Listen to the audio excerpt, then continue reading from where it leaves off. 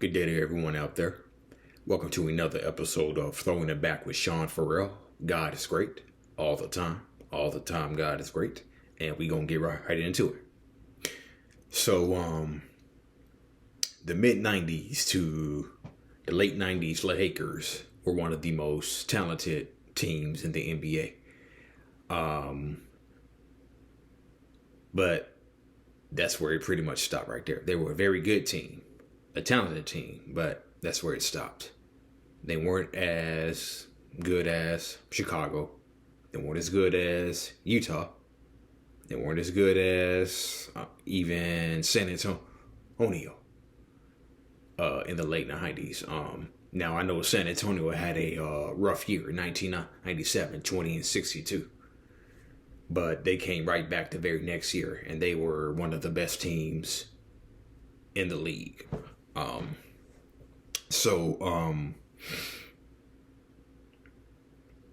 The Spurs kicked them out of the playoffs in the second round in 1995, okay? And then it was the Rockets who kicked them out into the first round in 1996. Then after that, they go get Shaq and Kobe.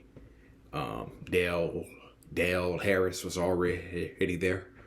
Then you had Nick Van Exel, Cedric Ceballos, Eddie Jones, bringing up the rear, so to speak, bringing up the rear.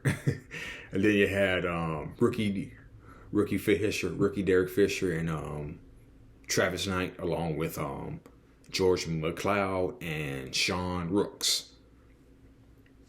That was pretty much the 97 team. There was a point in the 96-97 season where Dale Harris said the team is totally out of rhythm and their offensive execution is weak. And if you go ask former Laker George Lynch, he can tell you that Nick Van Exel and Dale Harris always didn't see eye to eye on everything, okay?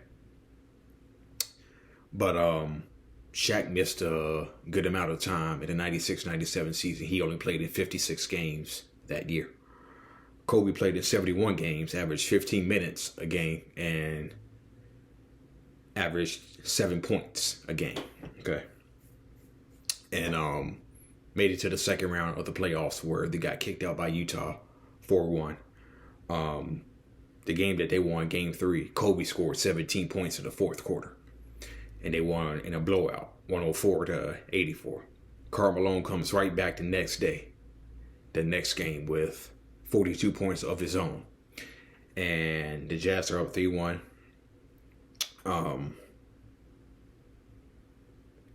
Ori got ejected in game 5 in the third quarter of game 5. So Ori gets ejected. It's a back and forth game. And that's the game where Kobe shot back to back air balls. Jazz went on to win the game, advanced to the finals where they lose to the Bulls. So they acquire Rick Fox the next season. And the team was virtually the same team from 96-97. Only this time in 97-98, they had 4 All-Stars: Kobe, Shaq, Eddie Jones, Van Exel. All 4 of them were on the All-Star team. And Kobe's average went from 7 points to 15 points a game. So,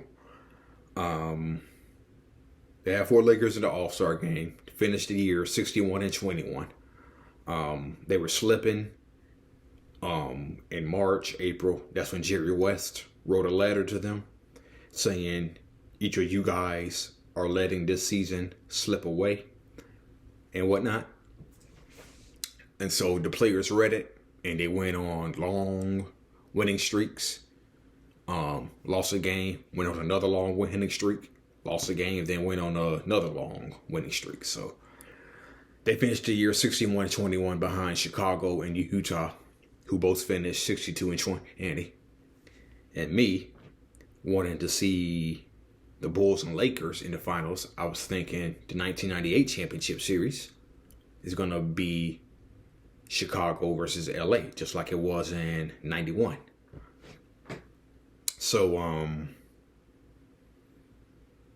that's who I was picking to be in the finals. Chicago and Lakers.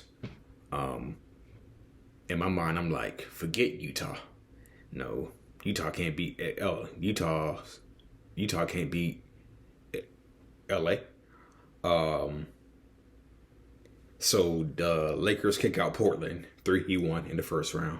They kick out Seattle in the second round, 4-1. And they come up against Utah, who had kicked out Houston 3-2. And they had kicked out San Antonio 4-1. Okay? And so it's those two. And I wonder if y'all remember the scene from The Cable Guy where Jim Carrey, that scene where Jim Carrey is going like, down, down, down. Red Knight going down. Well, I remember watching game one, okay? I remember watching game one. This is when the NBA on NBC was in their heyday, okay? I was an NBA on NBC junkie. I loved the NBA on NBC, okay? Loved it.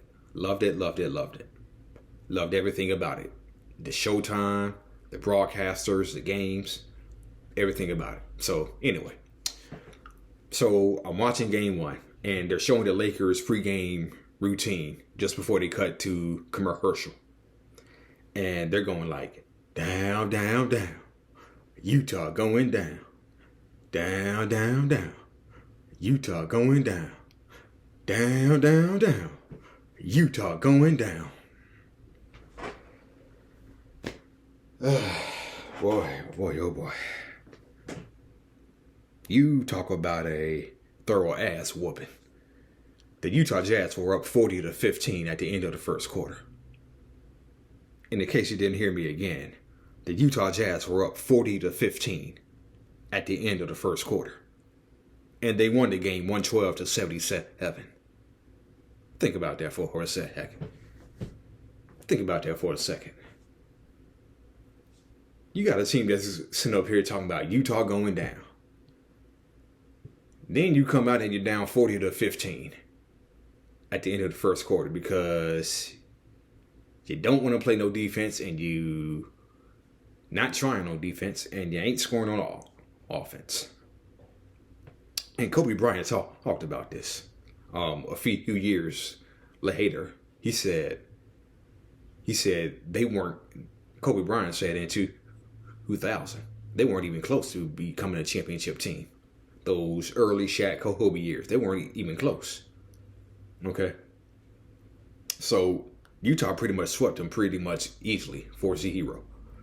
And I just mentioned moments ago how I don't think they were even better than San Antonio. And I remember Chick Hearn saying, I'm not going to say that these San Antonio Spurs don't have better talent than the Lakers, but I am going to say they have a better team. Then he went on to say it's bad enough to get beat, but to lose 4 straight games for the second consecutive year. And it's the last game in a Great Western form. Hey, it's going to take something drastic. It's going to take something drastic. And what do you know? Phil Jackson to the rescue, and the rest is history, as they say. But they had one last embarrassment before Phil Jackson came in. That was the 98-99 season. But let's take it back to the end of 97-98. The day they got swept by Utah, Jerry Buss said, Nick Van Exel and Eldon Campbell have played their last games for the Los Angeles Lakers. Well, they ended up trading Van Exel to Denver. This was before the lockout started. Then, after the lockout ended and the season cranked back up, Eddie Jones and Eldon Campbell were still on the roster. And so, a couple of games into the season, they trade Eldon Campbell along with Eddie Jones to Charlotte for B.J. Armstrong and Glenn Rice and J.R. Reed. So, And then they also signed Rodman. Who played in 23 Heat games for them. He was released after coming to practice drunk. So they had 3 different head coaches over that. Well, yeah, they had 3 different head coaches. Del Harris, who got fired after 12 games. Bill Berhertka, who coached 1 game. And then Kurt Rambis, who was an interim coach for the rest of the season. They won their first 4 games under Coach Rambis. Then I believe they had a 10-game winning streak somewhere in there as well. So they ended up finishing 31-19 despite the problems that Rodman was causing, despite the problems that Shaq and Kobe was causing, despite the distraction of the Eddie Jones-Elden Campbell trade. And it was probably one of the reasons why they got swept by San Antonio in 1999. It's probably one of the reasons why they got swept by San Antonio in 1999.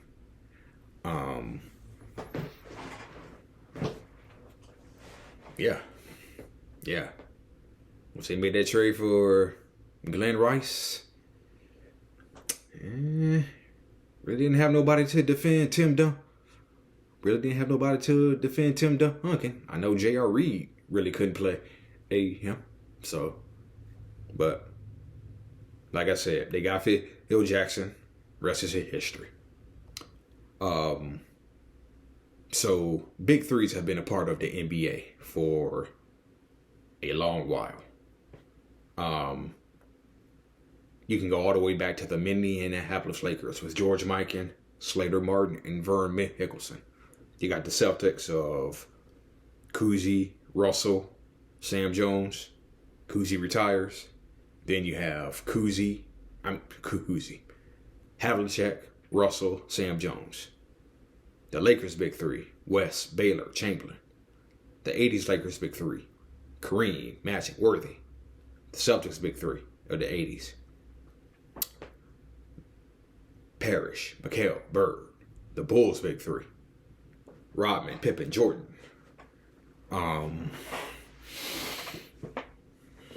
Then, of course, you had the big 4. Malone, Peyton, Shaq, and Kobe. Yeah, that was the big 4. So, but then you got Ballhauser's big 3, Miami's big 3. Now the Phoenix Suns have a big 3. But out of all the big 3s from the 50s on up into now, there's one big 3 that has been forgotten. And I think it's forgotten because it was so short-lived. The Golden State big 3. Run TMC. Tim, Mitch, and Chris. Run TMC. That's the forgotten big 3 right there. It's forgotten because it was so short-lived. Like I said, it was so short-lived. But Mullen arrived in 1985. Had some alcohol addiction early on in his career. And he got suspended for a few practices.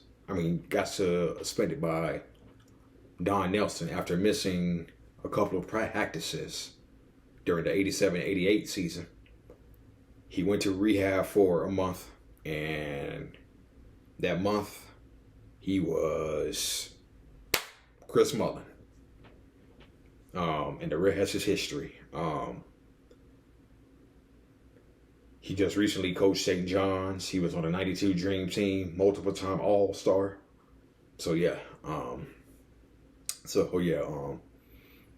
And he actually started drinking at age 14. Got worse when he got to St. John's. It was pretty much the same when he got to Golden State. But he went to he checked himself into rehab, and it was era on up for Chris Mullin. Richmond arrived in 88, so it was Mullin and Richmond Then Hardaway arrived in the 89 draft. And believe it or not, Tim Hardaway always did not wear number 10 with Golden State. His rookie year, he wore number 5 because number 10 was taken by the late Manute Bol. So number 10 belonged to Manute Bol. Manute Bol signs with Philadelphia for the 99-91 season. And Hardaway takes number 10. So for the big three, Mullen averaged 25.7, Richmond 23.9, Hardaway 22.9. So Mullen averaged nearly 26, Richmond 24, and Hardaway 23. The highest scoring trio in the league that year. And they finished 44-38. And they kicked out the San Antonio Spurs 3-1. But then they were kicked out by the Lakers, their own selves. They were kicked out by the Lakers in the next round. But it just seems like Run TMC was getting started. Nah. Because in the offseason, the Warriors probably made one of the worst moves in franchise history when they traded Richmond to the Sacramento Kings for, ironically, Billy Owens. Why do I say ironically? Because Owens, later on in the 90s, ended up being Richmond's teammate in Sacramento. That's why I say ironically. Anyway, Chris Mullin recently spoke about that. And Chris Mullin said they broke it up way too soon. They broke it up way too soon. They were only together for like 2 years. Yeah, they were only together for 2 years. All 3 of them. So, like I said earlier, they are the forgotten big three because it was so short-lived, only 2 years. But if they would have kept that team together, I would probably predict there probably would have been a Bulls-Warriors NBA Finals in the early 90s. That's what I think. That's what I think. If they kept that team together of TMC, it would have been a Bulls-Warriors NBA Finals. I believe that. But Richmond recalls him getting traded, and he asked his agent. Richmond said, "Is there any way I can retire, come back, and sign with the Warriors?" Then his agent told him, "Well, the Sacramento Kings are going to retain your rights, whether you retire or not." And so Rock, as they call him, was his nickname. Rock went up to Sacramento, and Spud Webb was already traded there. And Spud Webb was in the locker room one day, and Mitch Richmond walked in, and Spud Webb leaned over to Mitch Richmond and said, "Hey, I'm glad you are here with me. I'm really glad you're here with me." Because Spud Webb knew that Sacramento was basketball Siberia, as he liked to say. In those days, Sacramento was basketball Siberia. And so they trade Richmond in the offseason. And they played the Golden State Warriors very early in the season. And so Mitch Richmond told Sacramento he wasn't ready to play. And they played Golden State. And Sacramento lost by 62. I kid you not. And just in case you didn't hear me, Sacramento lost by 62 to Golden State, okay? And Mitch Richmond got home that night, asked his wife what was her score. His wife didn't even tell him. He looked at the score and saw that they had lost by 62 points, and it was like, welcome to basketball Siberia. Welcome to basketball Siberia. a.k.a. Sacramento. But the Warriors finished 55-27 that year, 91-92. Got kicked out by Seattle. Hardaway injured his knee. And shortly before the 93-94 season began. But he recovered, went on to have a pretty good career with the second half of his career with the Miami Heat. Richmond became a multiple-time All-Star with Sacramento, led them to the playoffs, despite the fact they finished 36-46 in 1996. Mullen was still going strong, but he was slowing down. He signed with Indiana. He was kind of slowing down around 96, 97. Then that's when Indiana signed him. But then Larry Bird began to reduce his minutes in favor of none other than Jalen Rose. But yeah, Run TMC, that's the forgotten big three because it was so short-lived. 2 years, that's all they got together. 2 years. Well, it could have been. All right. That's it for the Sean Farrell. Look at me.